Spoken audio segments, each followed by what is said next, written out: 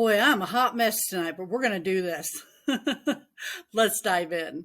So imagine believing you knew your family's history only to take a DNA test and uncover a hidden secret that changes everything. For Sarah, that moment came when she discovered that her match to her father's brother was that of a half uncle, not a full uncle. Her father had a different dad, and suddenly a whole new mystery unfolded before her. Welcome back to Client Stories with DNA Angels. My name's Laura Olmstead. Before we dive in, let's show Sarah we're here for her. Smash that like button and leave a blue heart to show her our viewers care. If you or someone you love is searching for the truth about their biological roots, DNA Angels is here to help. Just reach out to us at DNAngels.org. That's DNAngels.org. So, Sarah had always been interested in genealogy, and when she took a DNA test, she was excited to learn more about her family's past. But instead of confirmation, her results raised a shocking question. Who was her real grandpa? So she had watched DNA Angels client stories on YouTube and saw how we had helped uncover the truth about their biological families. Now, knowing that DNA Angels offered a service to identify grandparents for a small fee, she decided to reach out and begin the search for her true paternal grandfather. You see, when Sarah received her results, she expected to see a strong match to her father's side. Instead, her DNA showed something unexpected. Her uncle was only a half uncle.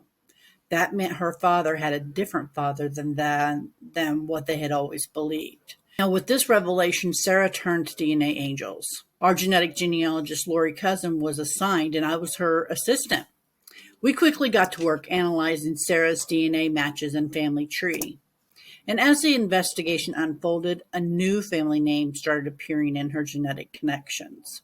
Now, we meticulously examined Sarah's DNA matches, carefully piecing together the puzzle. As we built out the family trees, we discovered an unexpected connection. One woman, Claire Benson, had noticed Sarah's updates and reached out, sharing that they were related through a common fourth great-grandfather, John Bennett. Claire even provided a list of DNA matches, but deciphering them proved challenging. One thing quickly became clear. Sarah's paternal lineage pointed strongly toward a family from Nova Scotia. This discovery aligned with a long-standing theory, endogamy. In many islands and close-knit communities, limited populations often resulted in repeated family names appearing across multiple branches of family trees, making genetic relationships more complex than they initially seem. To solve the mystery, DNA Angels had to go back further in time. Using a combination of historical records, census data, and birth records, we were able to identify Sarah's great-great-grandparents, Samuel Dawson and Margaret Ellis, who had lived in a small fishing village in Nova Scotia. They had multiple children, and their descendants had spread across Canada and the United States over the next few generations. By carefully examining shared DNA among Sarah's matches, we were able to eliminate unrelated branches and pinpoint the two most likely candidates to be Sarah's grandfather, Henry Dawson and Charles Dawson. Now, Henry had been born in Nova Scotia in 1906, immigrating to the U.S. in 1928 before eventually returning home. While he seemed like a possibility, there were no records indicating he had children. Charles, however, was a much stronger candidate. Born in 1905, he had immigrated to the United States in 1922, eventually settling in Rochester, New York. Most compellingly, he had lived in the same vicinity as Sarah's grandmother, Olivia, making him a prime suspect in the search for her grandfather. Quick question, or let's do a giveaway. Rochester, New York means something significant for me. I did something. So if you Google Laura Olmstead, that's Olmsted, and Rochester, New York, what do you come up with?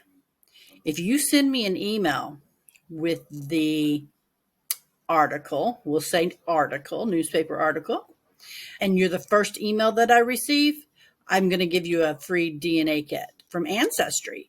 My email is laura@DNAangels.org.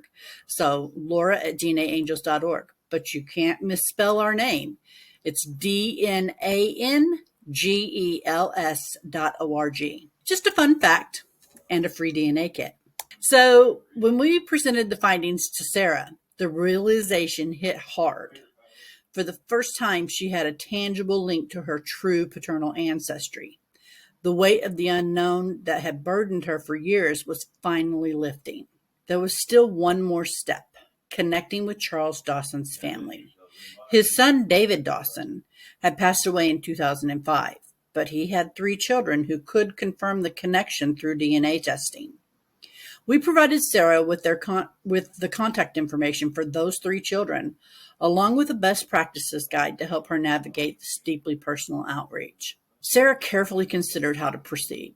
She decided to reach out to Michael's mother, who had been kind and open, hoping to gain insight into who among Charles' descendants might be receptive. So let's pause for a minute because we didn't tell you who Michael was. Michael was a descendant of one of Charles's sister's children.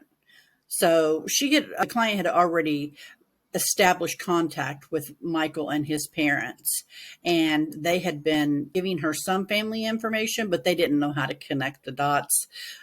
So since she already had an established relationship with Michael and his parents, she decided instead of reaching out to Charles's grandchildren, she would try and get kind of a mediator or liaison in the family during the process. So as she prepared to send her message, Sarah reflected on how far she had come. What had started as a simple curiosity had transformed into an emotional journey of self-discovery. She had uncovered family secrets, navigated the complexities of endogamy, and found new relatives who welcomed her with open arms. If you or someone you love is searching for the truth about their biological roots, DNAngels is here to help. Just reach out at DNAngels.org. That's one word, 1A. This journey was not about discovering names and dates. It was about finding a sense of belonging, because your right to know your biological parentage is more important than someone else's secrets. Until next time, friends, have a wonderful week.